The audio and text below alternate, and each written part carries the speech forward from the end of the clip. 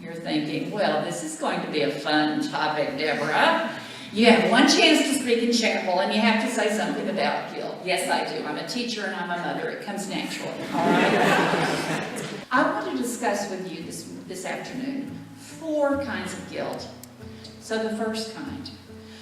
One kind of guilt is guilt imposed upon you unfairly. Let's make that clear.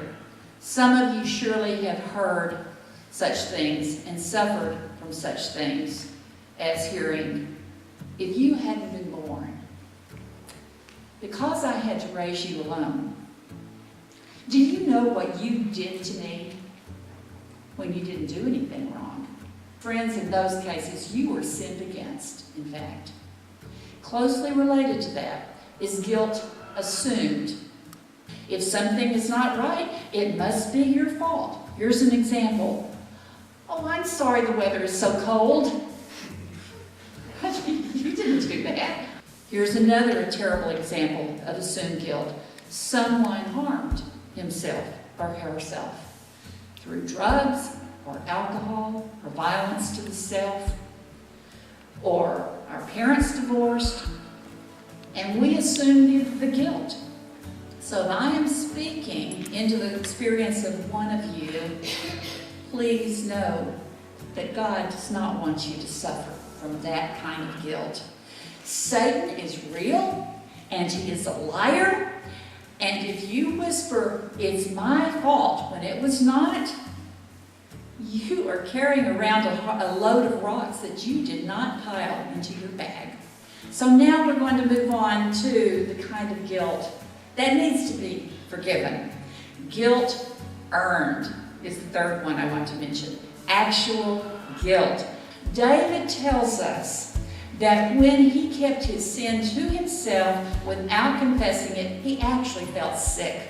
The next time you feel guilty and you think and pray through it, and you know you should feel guilty, ironically, thank God.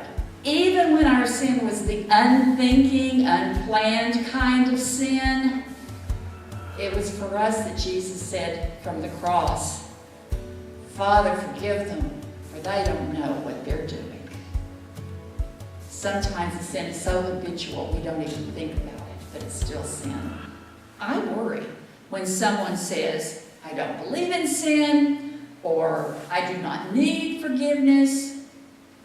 He or she has come to a dangerous place. The fourth kind of guilt. Guilt transcended. We can be relieved of the load of sin. God speaks forgiveness.